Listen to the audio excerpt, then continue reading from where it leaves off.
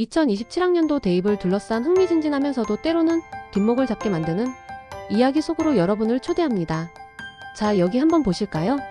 드디어 1등급. 이걸로 대학은 끝났어.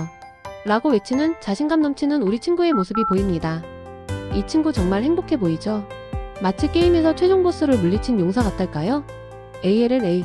완벽한 내신 성적을 손에 쥐었으니 이제 명문대 입학은 따놓은 당상이라고 생각할지도 모르겠습니다. 하지만 제가 오늘 여러분께 던지고 싶은 질문은 바로 이겁니다. 2027 대입 내신 1등급이면 정말 프리패스일까요? 그 숫자의 마법에 현혹되기 전에 그 숫자 뒤에 숨겨진 함정들을 함께 찾아보는 시간을 가져보려고 합니다. 이 함정들을 미리 알고 대비한다면 여러분은 분명 2027 대입이라는 복잡한 미로를 성공적으로 통과할 수 있을 겁니다. 자, 그럼 이 놀라운 여정을 함께 시작해볼까요? 분명히 여러분의 입시 전략에 큰 도움이 될 겁니다. 자, 방금 그 1등급 친구가 이 선생님께 달려가 이렇게 말합니다. 선생님, 저 내신 관리 완벽하게 했어요. 이제 골치 아픈 수능 공부 안 하고 교과 전형으로 대학 가면 되겠죠? 어때요? 이 대사 꽤 익숙하지 않나요? 많은 학생들이 이런 환상에 젖어 살고 있을 겁니다. 저도 학창시절에는 내신만 잘하면 다 끝난다는 달콤한 유혹에 빠진 적이 있었죠. 그런데 말이죠, 이 선생님의 표정을 보세요. 마치 아이고 맙소사 하는 표정이죠. 선생님이 이렇게 말씀하십니다. 혜인아, 2027학년도 대입 전형 계획을 아직 안 봤구나. 핵심은 바로 이겁니다. 예전에는 교과 전형 내신 100%라는 공식이 마치 수학의 정석처럼 통했지만 이제 이 공식은 말 그대로 옛말이 되어버렸다는 사실입니다. 2027학년도 학생부 교과 전형은 여전히 교과 성적을 50% 이상 반영하는 건 맞아요. 하지만 여기에 아주 중요한 반전이 숨어 있습니다. 바로 대학마다 셈법이 완전히 다르다는 점입니다. 마치 같은 재료를 줘도 요리사마다 맛이 천차만별이듯 대학들도 여러분의 성적표를 자기들만의 독특한 방식으로 해석하고 있다는 거죠. 이제 더 이상 내신 점수 하나만으로 안심할 수 없게 된 겁니다. 마치 숨바꼭질에서 찾았다 했는데 알고 보니 그림자였던 느낌이랄까요? 자, 그럼 대체 이 셈법이 어떻게 다른지 한번 자세히 들여다볼까요? 그렇다면 대체 이 다른 셈법의 실체는 무엇일까요? 여기 건국대, 경희대, 동국대, 성균관대, 한양대.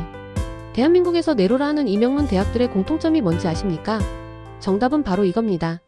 이들 대학은 교과 전형임에도 불구하고 이제 정성평가를 반영하기 시작했다는 사실. 이걸 들으신 순간 아마 많은 분이 정성평가요?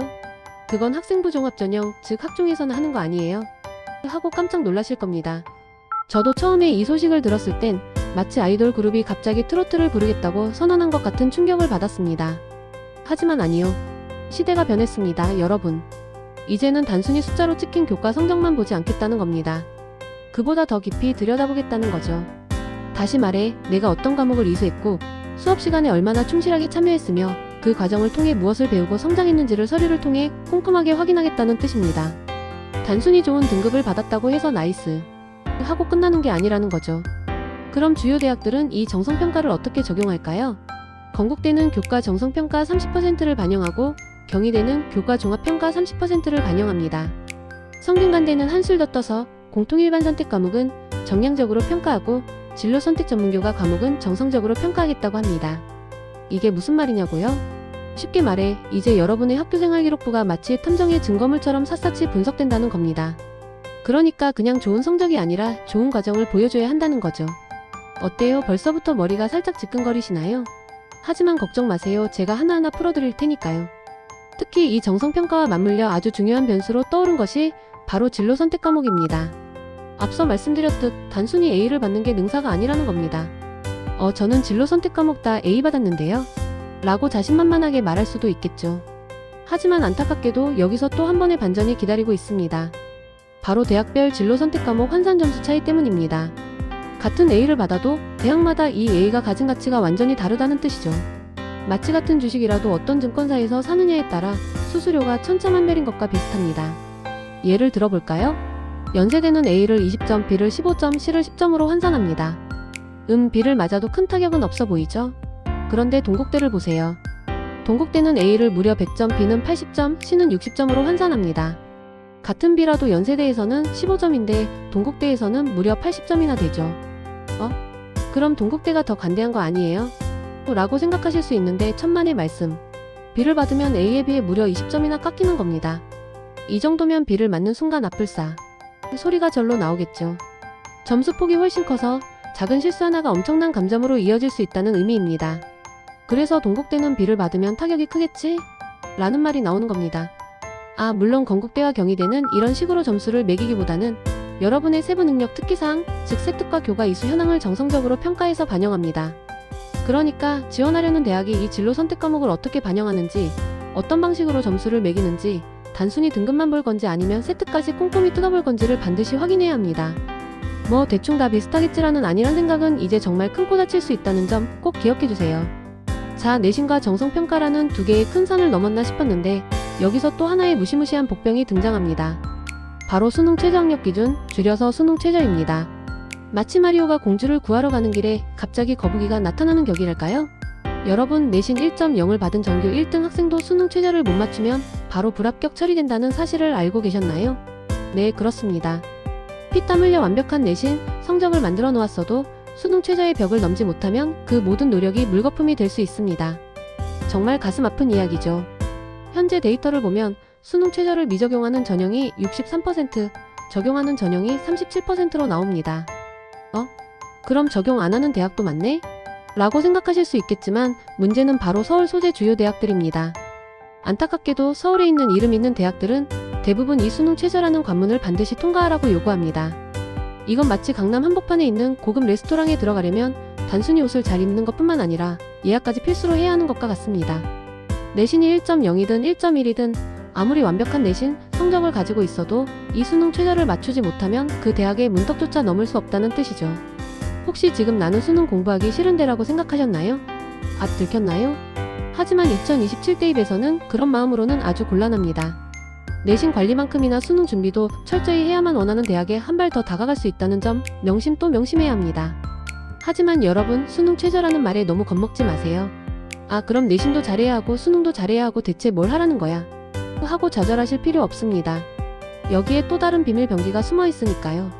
바로 실질 경쟁률이라는 개념입니다. 많은 학생들이 처음 경쟁률을 보고 경쟁률이 10대 1이라니 너무 높아요 하고 미리 포기하는 경우가 많습니다. 마치 첫눈에 보고 저 건물 너무 높다, 어떻게 올라가지? 하고 지레짐작하는 것과 같죠. 하지만 여기서 우리가 주목해야 할 것은 바로 수능 최저를 통과하지 못한 학생들을 뺀 진짜 경쟁률, 즉 실질 경쟁률입니다. 한번 표를 보실까요? 고려대 경영대학의 최초 경쟁률은 6.13대 1입니다. 꽤 높아 보이죠? 그런데 수능 최저를 충족한 학생들만 놓고 보면 실질 경쟁률은 무려 1.84대 1로 뚝 떨어집니다. 서강대 인문학부는 더 놀랍습니다. 최초 경쟁률 13.58대 1에서 실질 경쟁률은 1.45대 1까지 내려갑니다. 상상 초월이죠. 이건 마치 겉보기엔 엄청나게 많은 사람들이 줄 서 있는 맛집처럼 보이지만 알고 보면 그중 절반 이상은 예약 명단에 이름만 올려놓고 실제로 오지 않은 손님인 것과 같습니다. 이 수치를 보면 무엇을 알 수 있을까요? 바로 수능 최저만 충족하면 합격 확률이 대폭 상승한다는 사실입니다. 그러니까 수능 최저를 넘어서는 순간 여러분은 엄청난 경쟁자들을 뒤로하고 훨씬 유리한 위치를 선점하게 되는 겁니다. 포기하지 않고 수능 최저 기준을 맞춘다면 여러분의 합격 가능성은 기하급수적으로 올라갈 겁니다. 이 정도면 수능 최저 오히려 기회 아닌가요? 자, 2027학년도 대입 전형에는 또 한 가지 사회적으로도 굉장히 중요한 변화가 있습니다. 바로 학교폭력 조치사항이 필수적으로 반영된다는 점입니다. 이건 단순히 점수가 깎이는 수준을 넘어 아예 지원조차 못하게 될 수 있는 아주 엄중한 사안입니다. 이전에는 학교폭력 기록이 있어도 상위권 대학에 합격하는 사례가 간혹 있었지만 이제는 그런 일은 불가능에 가깝습니다. 이제 성적이 아무리 좋아도 학교폭력 기록이 있으면 지원 자체가 불가능하거나 합격에 치명적인 감점을 받게 됩니다. 예를 들어볼까요? 서울대, 연세대, 고려대, 서강대, 성균관대, 이화여대 같은 최상위권 대학들은 심각한 경우 아예 지원 불가 조치를 내립니다. 이건 마치 올림픽 출전을 앞둔 선수가 도핑 테스트에 걸려버리면 아무리 뛰어난 실력을 가졌어도 출전 자체가 좌절되는 것과 같습니다. 그리고 건국대, 동국대, 서울시립대 등은 감점을 적용합니다. 이 감점은 합격의 당락을 좌우할 만큼 크게 작용할 수 있습니다. 이 변화는 학생들에게 성적뿐만 아니라 인성도 중요하다는 강력한 메시지를 던지는 것입니다. 이제 학교폭력은 단순히 친구와의 싸움이 아니라 미래를 결정짓는 아주 중대한 사안이 되었습니다. 교육부가 강조하는 공정한 기회와 책임있는 인재 양성이라는 큰 그림 속에서 나온 변화라고 할 수 있겠죠. 그러니 혹시라도 잘못된 길로 빠지지 않도록 학교 생활에서 항상 친구를 존중하고 배려하는 마음가짐을 가지는 것이 무엇보다 중요합니다. 미래의 엘리트가 될 여러분에게 인성은 선택이 아닌 필수라는 점 꼭 기억해 주셨으면 합니다. 그렇다면 이제 이 모든 복잡한 조건들을 어떻게 나의 입시 전략으로 연결시킬 수 있을까요? 핵심은 바로 내가 목표하는 지역에 따라 전략을 완전히 다르게 짜야 한다는 겁니다. 마치 같은 야구 경기를 하더라도 홈 구장과 어웨이 구장에 따라 전략을 다르게 짜야 하는 것과 같죠. 먼저 서울 수도권 소재 대학을 목표로 한다면 전략은 이렇습니다. 첫째, 높은 수능 최저 기준을 통과해야 합니다. 서울권 대학들은 수능 최저의 벽이 꽤 높아요. 둘째, 학교장 추천이 필수인 경우가 많고 여기에 인원 제한까지 있습니다. 즉, 학교 내에서 치열한 경쟁을 뚫고 추천권을 확보해야 한다는 거죠. 따라서 서울권 대학을 노린다면 수능 공부를 내신과 병행하면서 동시에 학교장 추천권도 확보하는 투트랙 전략이 필수적입니다. 나는 내신형 인간이야 라고 외치던 친구도 서울권 대학을 생각한다면 이제 수능형 인간으로도 변신해야 하는 겁니다. 자, 다음으로 지역 거점 대학을 목표로 한다면 이야기가 조금 달라집니다. 여기서는 수능 최저 기준이 완화되거나 아예 없는 경우도 많습니다. 또 면접을 포함하는 전형이 다수입니다. 따라서 지역 거점 대학 전략은 교과 성적을 꾸준히 관리하면서 면접 준비에 공을 들이는 것이 핵심입니다. 단순히 내신만 잘 따면 되겠지가 아니라 내가 지원하려는 대학과 학과가 위치한 지역의 특성을 정확히 파악하고 그에 맞는 맞춤형 전략을 수립하는 것이 성공적인 입시의 지름길이라는 점 잊지 마세요. 막연하게 좋은 대학을 외치기보다는 나에게 가장 유리한 대학을 찾는 현명함이 필요할 때입니다. 여기서 많은 학생들이 또 이런 질문을 던집니다. 선생님, 제가 내신이 다른 친구들보다 조금 부족하면 어떡하죠? 이 질문을 들으면 제 학창시절이 떠오르면서 마음이 짠해집니다. 하지만 걱정 마세요. 희망은 있습니다. 바로 면접이 포함된 단계별 전형을 노려보는 겁니다. 면접 전형은 내신 성적이 조금 아쉽더라도 여러분의 잠재력과 열정을 보여줄 수 있는 아주 좋은 기회입니다. 마치 오디션 프로그램에서 실력은 조금 부족해도 독특한 매력이나 폭발적인 가창력으로 심사위원의 마음을 사로잡는 참가자처럼 말이죠. 이화여대나 명지대교가 면접 같은 곳에서는 이 면접으로 뒤집기 한 판이 가능합니다. 이 전형에서는 교과 성적이 70%, 면접이 30%를 차지합니다. 30%면 적다고 생각할 수도 있지만 합격선에 있는 수많은 학생들 사이에서는 이 30%가 당락을 결정짓는 아주 큰 역할을 합니다. 상상해보세요. 0. 몇 점 차이로 희비가 엇갈리는 상황에서 면접 점수 1, 2점이 여러분의 운명을 바꿀 수 있다는 겁니다. 학생부 교과 전형의 면접은 주로 재시문 기반 면접이거나 학생부 확인 면접입니다. 즉, 여러분의 생각하는 힘을 평가하거나 여러분이 제출한 학교생활 기록부를 기반으로 깊이 있는 질문을 던져 그 진위와 과정을 확인하는 방식이죠. 그러니 면접 준비는 단순히 예상 질문을 달달 외우는 것을 넘어 여러분의 생각과 경험을 논리적으로 정리하고 표현하는 연습이 필요합니다.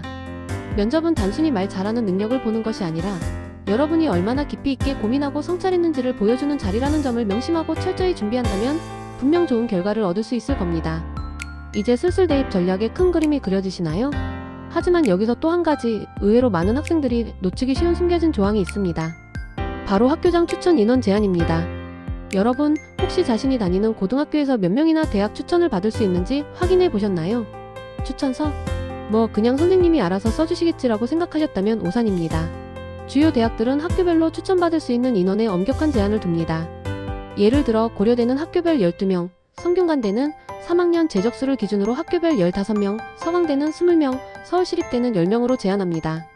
이건 마치 프로 스포츠팀에서 시즌마다 영입할 수 있는 선수의 수가 정해져 있는 것과 비슷합니다.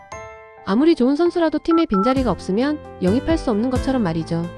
여러분의 학교 등수가 아무리 높아도 이미 추천 인원이 다 찼다면 그림의 떡이 될 수 있다는 이야기입니다. 그렇기 때문에 자신의 교내 등수가 어느 정도인지, 그리고 친구들이 어떤 대학, 어떤 전형으로 지원할 계획인지 눈치 게임을 잘 해야 합니다. 너무 과열된 경쟁을 피하고 자신에게 가장 유리한 선택을 하기 위해서 말이죠. 물론 정정당당한 경쟁은 중요하지만 전략적으로 움직이는 현명함도 필요합니다. 담임 선생님과 충분히 상의하고 학교의 추천 기준을 미리미리 확인해서 불이익을 당하는 일이 없도록 철저히 대비하는 것이 중요합니다.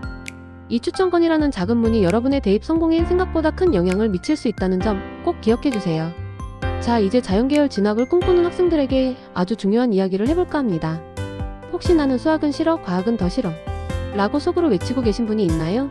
만약 자연계열, 특히 이공계열 진학을 희망한다면 미적분, 기하, 과학탐구 과목을 절대 피하면 안 됩니다. 아니, 쉬운 과목 들으면 내신 따기 좋잖아요 라고 생각하는 순간 여러분의 미래 대학 진학문이 좁아질 수 있습니다. 경북대, 부산대와 같은 거전국립대나 서울권 주요 대학들은 이제 이 특정 과목들을 필수 이수 과목으로 지정하거나 아예 가산점을 줍니다. 마치 특정 자격증이 있어야만 지원 가능한 직업군처럼 말이죠. 만약 이 필수 이수 과목을 듣지 않으면 아예 지원 자체가 불가능해지거나 설령 지원이 가능하더라도 점수가 깎여서 합격선에서 멀어질 수 있습니다. 구체적으로 보면 경북대와 부산대 같은 거점 국립대에서는 미적분은 필수 이수해야 하고 기하나 과학탐구 과목에는 가산점을 줍니다. 서울권 대학들도 마찬가지로 미적분 필수 이수에 기하와 과학탐구에 가산점을 부여하고 있습니다. 이건 더 이상 선택의 문제가 아닙니다. 이공계열 진학을 희망한다면 수학의 미적분과 기하, 그리고 과학탐구 과목을 선택하는 것은 이제 필수적인 전략이 되었다는 것을 의미합니다. 단순히 등급을 잘 받는 것을 넘어 어떤 과목을 이수했는지가 입시의 당락을 결정짓는 핵심 요소가 된 것이죠. 그러니 지금 당장 내가 어떤 진로를 희망하는지, 그 진로에 필요한 과목은 무엇인지 꼼꼼히 따져보고 현명하게 선택하시길 바랍니다. 이 과목 선택 하나가 여러분의 꿈을 향한 지름길이 될 수 있습니다. 휴, 정말 많은 이야기들을 나눴죠? 2027학년도 대입, 특히 교과 전형이 이렇게 복잡할 줄은 모르셨을 겁니다. 아니, 1등급이면 끝나는 거 아니었어요? 라고 생각했던 처음에 순진했던 마음은 온데간데 없어졌을지도 모르겠습니다. 하지만 괜찮습니다. 이제 이 모든 복잡한 변수들을 한눈에 정리할 수 있는 2027 교과 전형 체크리스트를 보여드리겠습니다. 이 리스트를 보면서 여러분의 전략을 다시 한번 점검해보세요. 첫째, 대학별 환산 점수 확인 반영 비율 체크. 같은 A등급이라도 대학마다 가치가 다르다는 점 기억하시죠? 반드시 내가 지원하려는 대학의 환산 점수 기준을 확인해야 합니다. 둘째, 수능 최저 충족 가능성 6월 9월 모의평가 기준입니다. 내신이 아무리 좋아도 수능 최저를 못 맞추면 탈락이라는 점, 이것 또한 절대 잊지 마세요. 셋째, 교과 정성평가 유무 세트 출결 확인입니다. 성적표 숫자 뒤에 숨겨진 나의 학교생활 스토리가 얼마나 중요한지 이제 아시겠죠? 세특과 출결 사항까지 꼼꼼히 관리해야 합니다. 넷째, 학교장 추천 가능 여부 교내 선발 기준입니다. 학교마다 추천 인원의 제한이 있으니 미리미리 담임 선생님과 상의하고 교내 기준을 파악하는 것이 중요합니다. 그리고 마지막으로 가장 중요한 것 중 하나입니다. 학교폭력 기록 유무 지원 자격 박탈 확인입니다. 성적보다 인성이 먼저라는 사실, 이것은 이제 선택이 아니라 필수입니다. 이 체크리스트를 보면서 하나씩 점검하고 부족한 부분은 지금부터라도 채워나간다면 분명 좋은 결과를 만들 수 있을 겁니다. 마치 비행 전 체크리스트를 확인하는 조종사처럼 꼼꼼하게 여러분의 입시 전략을 점검하세요. 자, 이제 이렇게 복잡하고 험난해 보이는 교과 전형에도 분명히 빛은 존재합니다. 아니, 아주 밝은 혜택이라고 불러도 손색이 없을 겁니다. 교과 전형의 최대 장점은 바로 높은 충원율입니다. 충원율이 뭐냐고요?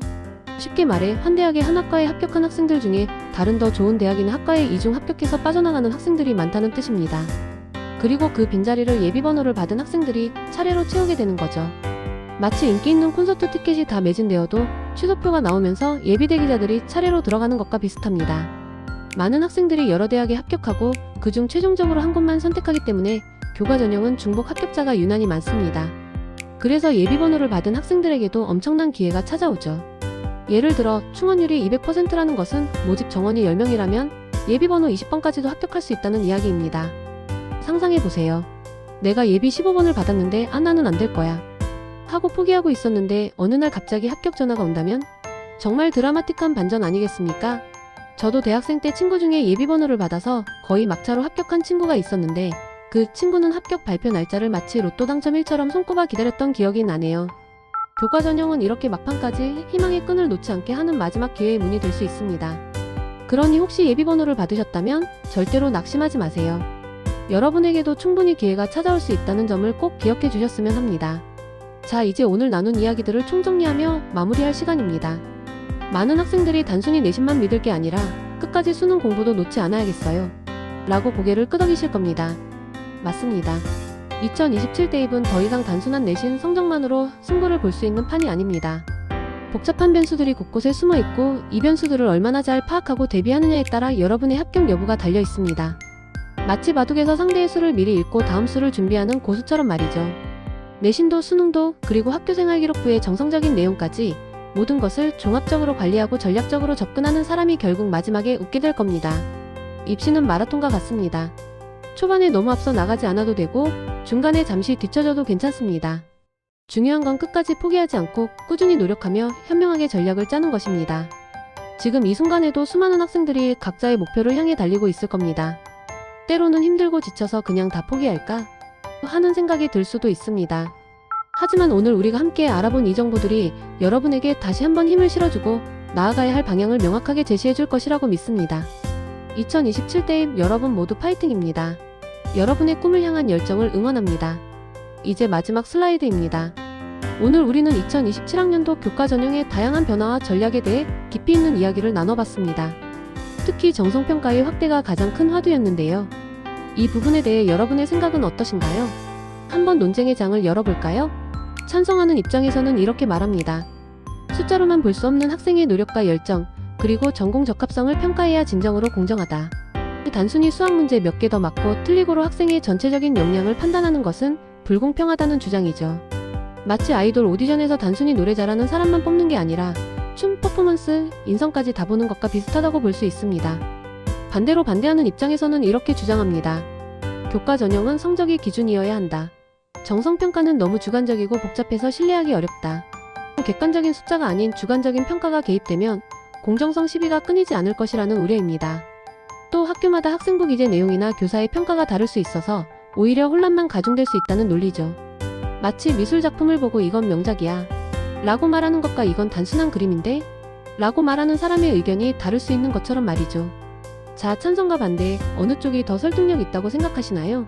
이 중요한 변화에 대한 여러분의 솔직한 생각을 댓글로 남겨주세요. 여러분의 귀한 의견들이 모여 더욱 발전된 입시 제도를 만드는 데 밑거름이 될 것이라고 생각합니다. 오늘 함께해 주셔서 정말 감사합니다.